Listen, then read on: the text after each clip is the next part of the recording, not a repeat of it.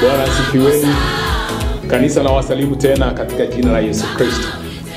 Na wakaribisha kwa ibada yetu siku ya leo, ikiwa ni tarehe 26 mwezi wa 4 na mwaka wa 2020. Siku ambayo Bwana ameandaa tukaweze kufurahia na kushangilia ndani yake. Mungu kama vile tunasema ni mwema, na ni kila wakati Mungu anakuanga mwema. Hata leo ni mwema. Nataka kuleta ujumbe kwa kichwa cha kuongea ufunuo. Kuongea ufunuo ama talking revelation. Tulipokuwa hapa Jumapili ilipita, niliweza kuleta ujumbe wa majaribu na mtihani. Na nikuja kujua zote uanga zinaanza na M. Leta M, mtihani, majaribu. Kwa Kiingereza bado ni test na temptation.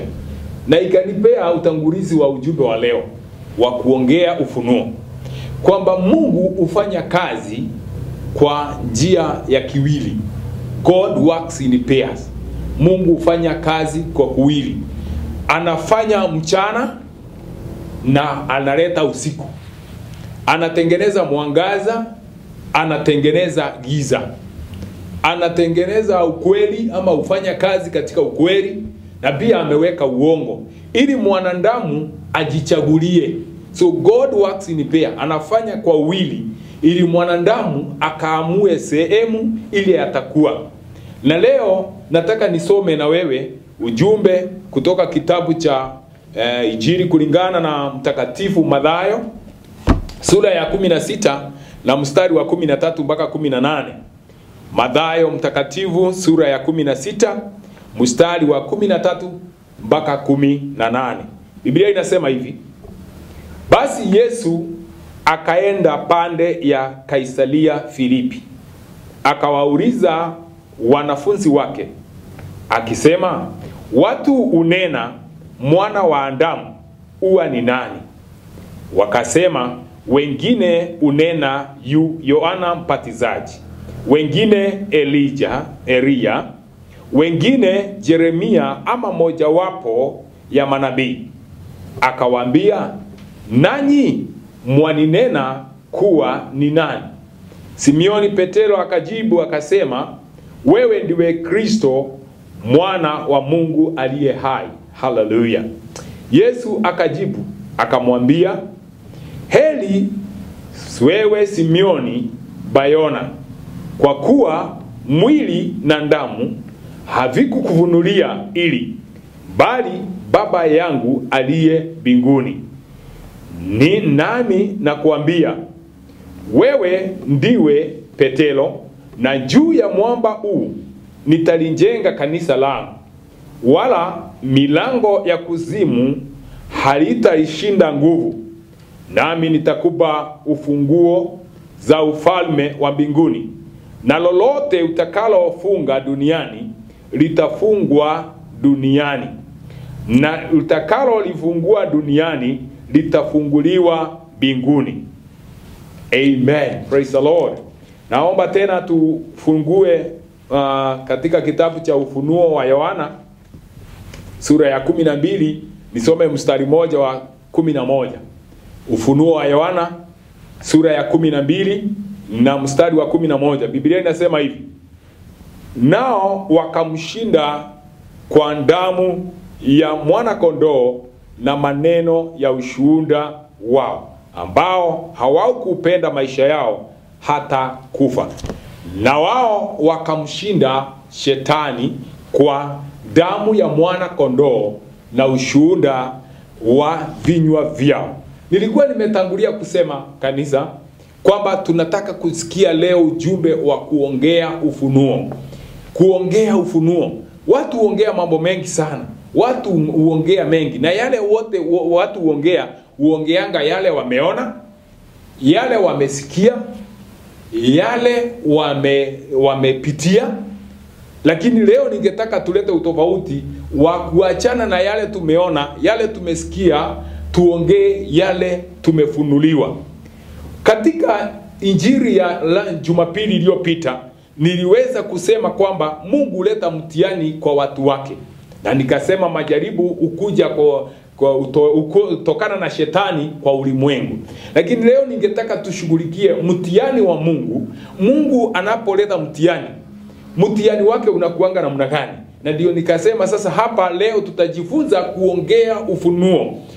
Biblia imetuambia vizuri na nimesikia na nimeona vizuri kwamba katika maandiko Yesu alipokaa na wanafunzi wake, maandiko inatuambia alikaa na wao kwa muda wa miaka 3 akiwafundisha, akiwaonyesha, akiwaambia.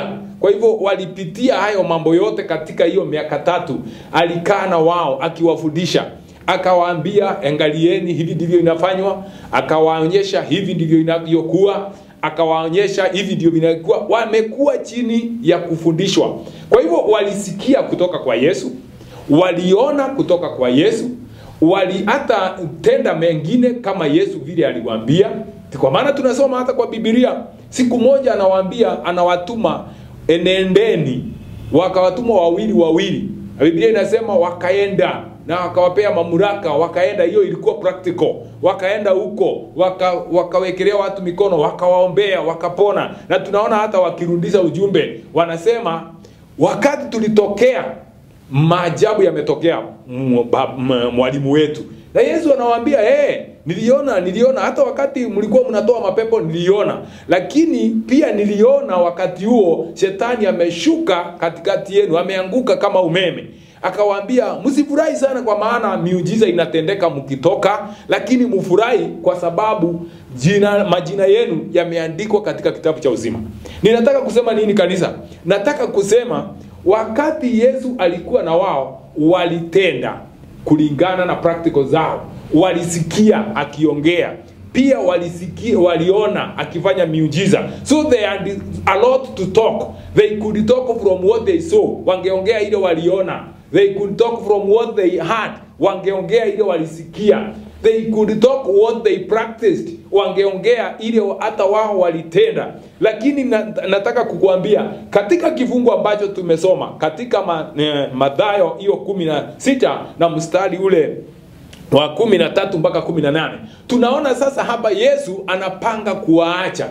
Anataka kuleta mtihani ili ajue kama watagraduate, kuachiwa huduma hii, kuachiwa injili hii, kuachiwa maajabu haya wawe wanatenda. Sasa amewaita, amefika na wao mahali panaitwa Kaisaria Filipi.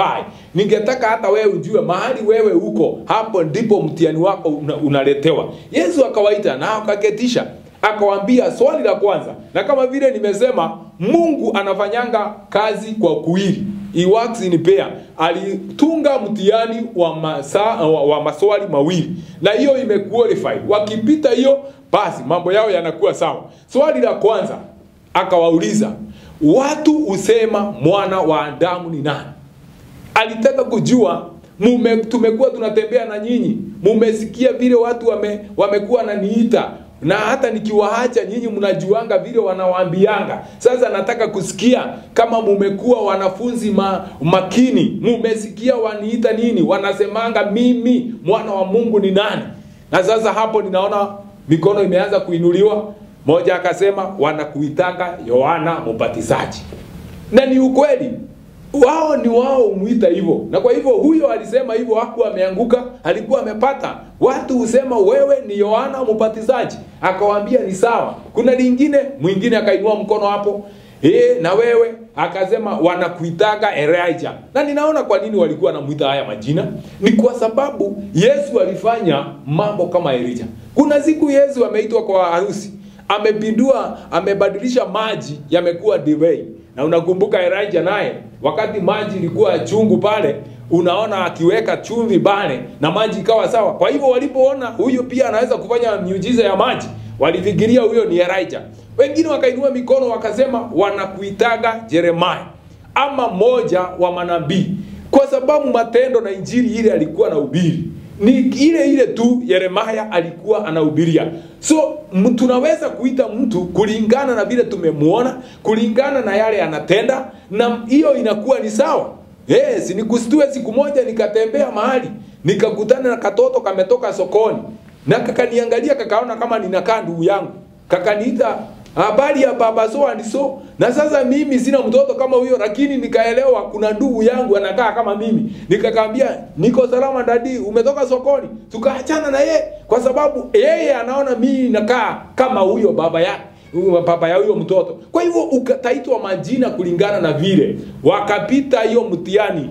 Akajua wanafunzi wamejua vile watu uniita. Na hiyo haikuwa ya mwisho. Mtihani ya pili ile ilikuwa na marks mingi. Akasema swali ya pili, na nyinyi tumekaa na nyinyi miaka 3. Mumeona nikitembea, nikifanya, nikiponya, nikifanya miujiza, mkakula mikate, nini maajabu hayo yote. Sasa nanyi mnaniitaga nani? Mnasemanga mwana wa Adamu ni nani? Na hapa ndipo neno la kweli liko. Petro anainua mikono na anamwambia, wewe ni Kristo mwana wa Mungu aliye hai. Na hapo ndipo nataka ujumbe wetu utoke, wapendwa. It is good all the time.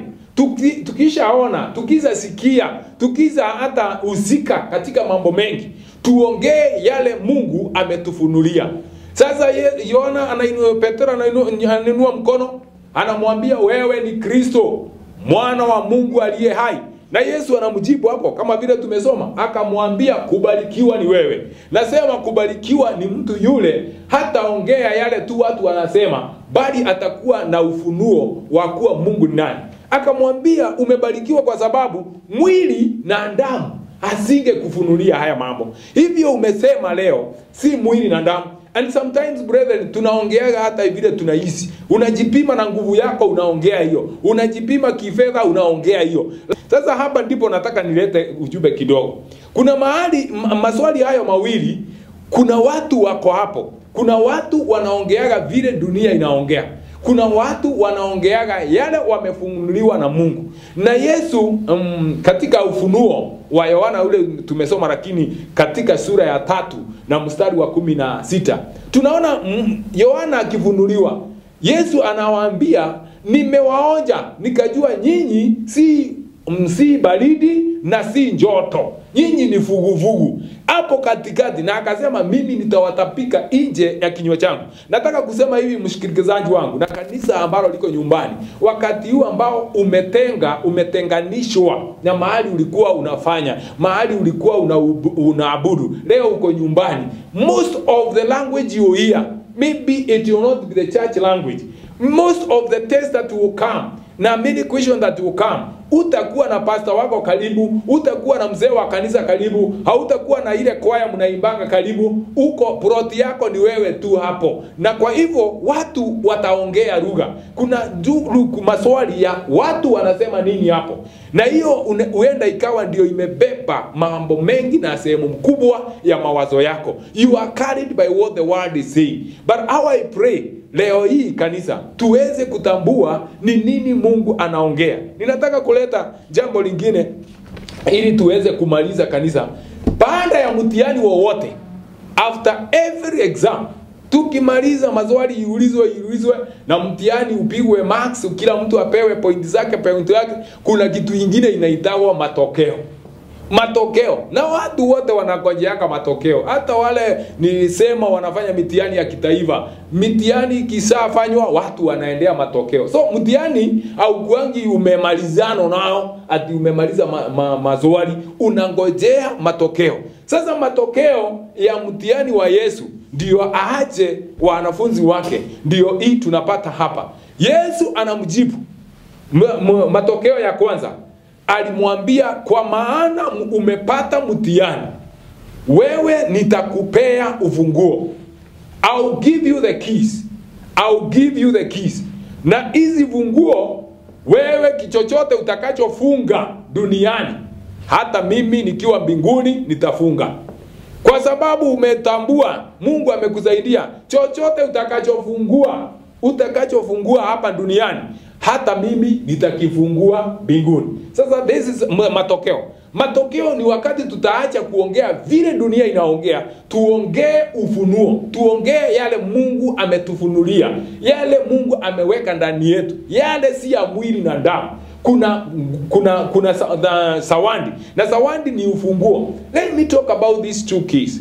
Key moja inasema ametupea funguo, na chochote tutakachofunga kitafungwa hata mbinguni. So we are being made a remote. Sisi tunafanywa na Mungu baada ya kujua tunadhaminika. Sisi tunakubaliwa kupewa ufunguo. Na anasema basi sasa nitawacha, na kile chochote mtakachofunga hapa mkubali, hata mbinguni nitafunga. Nataka kusema nini? Kuna mambo mengi sana ambayo tunatakiwa kufunga. Kufunga mapepo, kufunga magonjwa, kufunga shinda zingine. Na that one has been given kwa wale wamepewa ufunuo, ili tukaweze kufunga mambo yote yale si mazuri. You bow them, you buy them. Sasa nawaambia, na chochote mtakachofunga hapa duniani, hata mimi nikiwa mbinguni nitafunga hiyo. Alafu ya pili akasema, na chochote mtakachofungua. Wapendwa, tunang'ang'ana na milango ingine yetu imefungwa. Nilikuwa nakumbuka, na nilipokuwa naomba, nilikuwa nakumbuka mwaka huu ni mwaka ambao tuliombea sana. Ni mwaka ambao Bwana ameahidi kwamba anaenda nasi. Na kifungu hiki tumesoma ni moja ya zile vifungu vinatawala robo yetu ya mwaka hii, robo hii ya pili ya mwaka huu katika kanisa letu la EAPC Sio. Tulisema na milango ya kuzimu haitashinda nguvu. Kumbe kuna milango ilikuwa ikuje ya corona. Kumbe kulikuwa na milango ya kufungiwa kazi. Kumbe kulikuwa na milango ya kanisa halitafunguliwa. Hii yote ni milango ambayo inasuia. Lakini wapendwa, tutakapojifunza kuongea ufunuo wa Yesu, tutakapojua kuongea yale Mungu ametufunulia, atanatupea funguo, na tutaweza kufungua mambo mengi. I want to charge you, church, wherever you are, that this is our time to unlock some of our blessing, to unlock the doors the devil is locking in the name of corona. Maana mimi namtambua kama shetani ambaye anafunga baraka zetu, anafunga kuendelea kwetu. Kuna project tungekuwa saa hii zimefika halfway, lakini tumefunga. Biashara zetu tumeambiwa wakati huu hapana, hazifunguliwi. Singine wale tulikuwa tunafanya kazi ya hoteli, sasa tunaambiwa ni take away, watu mikawa ndio hiyo. But I'm telling you, wherever you are, now speak a revelation. Ongea ufunuo, pandilisha lugha, wacha kuongea vile walimwengu wanaongea. Maana wote walimwengu wanaongea haina nguvu, na hao hawapewi. Tunafungua. Hata kuna watu saa hii wamefungiwa. Hata watu tunapoongea saa hii kanisa, nikwambie kuna watu wako karantini, wamefungiwa huko. Na ni sisi tunaweza, kanisa tumepewa mamlaka na ufunguo ya kuwafungulia watoke karantini na wakiwa hawaja suffer any part of corona in the name of Jesus Christ. Mungu Yesu anawaambia Petro, na kutoka dakika hii wewe kupitia ufunuo ambao umeongea ninakupea ufunguo, na chochote utakachofungua kitafunguliwa mbinguni. Kanisa tuna mamlaka ya kufungua. Nataka tumalize tukifungua mambo mengine ambayo yamefungwa katika jina la Yesu Kristo. Ninataka nilete maswali hayo mawili hapo ili nikuelimishe ni nini ninaongea. Saa hii ambapo kanisa tuko kwa mtihani, na maswali yetu ni mawili. Kuna dunia na kuna kanisa. Mungu anafanya kazi kwa wili kama vile nimesema. Ameweka dunia pale, walimwengu waongee lugha yao kulingana na vile wamejua, vile wame-experience. Na nayo kanisa iongee kulingana na vile imefunuliwa, na hatutazuia haya mambo haya mawili. Lakini nasangaza kama kanisa tutajiunga na ulimwengu, tuanze kuongea. And therefore, that is why nilikuwa nataka leo tuongee juu ya kuongea ufunuo. Let us speak revelation. Hata Biblia inasema katika kitabu cha Methali, pasipo na maono watu wanaangamia. Where there is no vision, watu huangamia. Sasa lazima tuone vision yetu na tuongee maono hiyo. Kwa maana pasipo na kuona hiyo, tukiona kama ulimwengu tutapotea. Ninaposema hivyo najaribu kusema hivi. Mungu akawauliza, watu wanasema mimi ni nani? Hata leo hii I want to tell you, church, kuna maswali kama hivi. Maswali ya kwanza, kuna watu wanaulizwa saa hii, Mungu anauliza, na dunia inasema corona ni nini? Na kuna vile dunia inasema, na tutasikia inasema corona ni virus, corona ni magonjwa, corona ni nini, COVID-19. Utajibu hiyo ni ile yote anasema. Anauliza tena, nauliza, dunia inasema corona itapona namna gani? Na dunia ina lugha yake moja. tunaoga mikono na sabuni vizuri. Hiyo ni lugha inaongea hivyo, ni dunia inaongea hivyo. Ingine, you sanitize, una sanitize kabisa. That is the language of the world. Hiyo ni lugha ya dunia na tutaikubalia iongee hivyo. Hata wale wanaenda saa hii daktari wanafanya utafiti kulingana na usomi wao, wanafanya vile wamesoma kidunia na vile walisoma na vile walifanya. But I want to judge you, church. Naye Yesu anauliza, na nyinyi kanisa mnafikiria hii corona dawa yake ni nani? Na hapa ndipo nataka kuinua mapetoro ambao wataongea ufunuo, ambao watabadilisha, ambao hawataongea kama vile dunia inasema. Nione wakisema, Yesu tunakujua, pale msalabani ulisema yote yamekwisha, na kwa mijerandi yako tunapona. Uponyaji ni sehemu yetu. Tunaanza kukiri ufunuo, tunaanza kukiri mahali tunaenda, because corona will not last. Lakini Mungu anangojea aone ni kina nani wataongea ufunuo. Ninajua ninapoongea hivi kuna watu wako na shida. Wengine wanafukuzwa kwa nyumba maana hawajalipa rent. Wengine kuna deni ilikuwa inangojea kumbe umesimamishwa hata kabla ya kulipa. Lakini sasa walimwengu wanaongea kumbe ulikuwa unajifanya uko na pesa, kumbe ulikuwa unajifanya wewe ni wa klabu ya juu, umefutwa sasa wacha tuone. Hiyo ni dunia. Na wewe unasema nini kanisa? I pray that we change our language. Na leo tukaongea ufunuo. Wacha useme I am temporarily. Ni leo tu I'm temporarily down financially. Ninaenda kuinuka. Mwambie ni leo tu, ni leo tu, ni mwezi huu. Kesho nitakulipa kwa maana kuna baraka na tunajua tuna Yesu ambaye uweza. I am saying when Peter answered that, the Bible says he was given the key. And now I say in the name of Jesus Christ, wale tutajifunza kuongea, there is power. Biblia imesema nini ili nimalize tuombe? Mstari wa 11 katika kitabu cha Ufunuo umesema naye Yohana akafunuliwa na akasikia sauti ikisema kwamba hivi ndivyo ilivyo. Lakini hata kama huyo ambaye ni muangamizi na mtatizi wa kanisa ameshukishwa chini, wamemshinda kwa sababu ya damu ya mwana kondoo na ushuhuda wa vinywa vyao. Ninataka kusema nini? Ijumaa iliyopita wakati tulikuwa tunasherehekea Pasaka, Yesu alimwaga damu. Damu ambayo inaongea mambo makubwa kushinda ya Habel. Inaongea uponyaji wako, inaongea ushindi wako, inaongea baraka yako. Lakini itategemea utakiri namna gani. Maana amesema lakini walimshinda kwa sababu ya damu ya mwana kondoo na ushuhuda wa vinywa vyao. Let us change our testimony. Wacha tuwe na ushuhuda. Tabiria shinda yako, nenea shinda yako, nenea matatizo ya nyumba yako. Hata mzee ametoroka saa hii kwa sababu ya corona, maisha yamekuwa magumu. Wacha kuongea kama vile dunia inasema hadi hiyo nyumba imeisha. Hapana, anza kutabiria, anza kumtabiria anarudi katika jina la Yesu Kristo. Maana wewe umepewa funguo na mamlaka ya kufunga na kufungua. Nataka exercise your power kwa maana wewe ni kanisa. Ukiwa nyumbani, inua mikono pamoja na mimi. Let us pray. Baba wetu wa mbinguni, Mungu na mfalme, Mungu ishie milele. Wewe ndiwe mwanzo na mwisho wa imani yetu.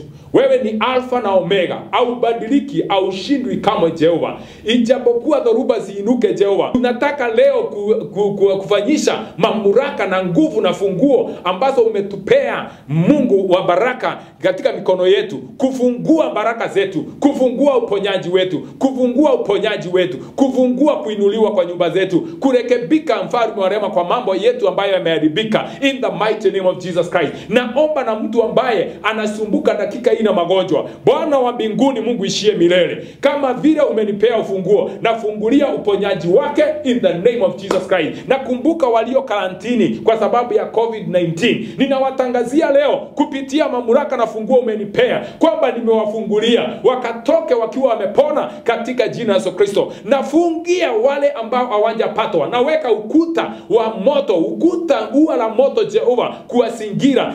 Ninawafungia wasije wakapatwa na hii COVID-19 in the name of Jesus Christ. Jitukuze kwa sinda zetu, jitukuze kwa madeni tulio nayo, jitukuze hata kwa ile sinda tunapitia kufukuzwa nyumbani na madeni na shida mingi za kimaisha. Bwana, I pray kupitia mamlaka uliyotupea na funguo, na wafungulia wakatembee huru, na wafungulia wakatembee wakiwa wamebarikiwa, na ni katika jina la Yesu Kristo twaomba na kuamini, amen. Somebody say amen. Kanisa, nimeamini. Mimi nimeamini, hata nimeamini kwa niaba yako kwamba utafunguliwa, kwamba hakuna COVID-19 itakufikia. Kumbukeni ile namba yetu pale imepeanwa ni ya SMS only, na ile ingine ya PayBill. Tutumie msaada wako kanisa la EAPC Shore na wale wangeguzwa, ili tukaweze kusimama na kibili. Tukutane Jumapili ijayo mahali hapa katika jukwaa la EAPC Shore Town, mahali kila mtu ni mtu na ni nyumba ya kibali cha Bwana. God bless you.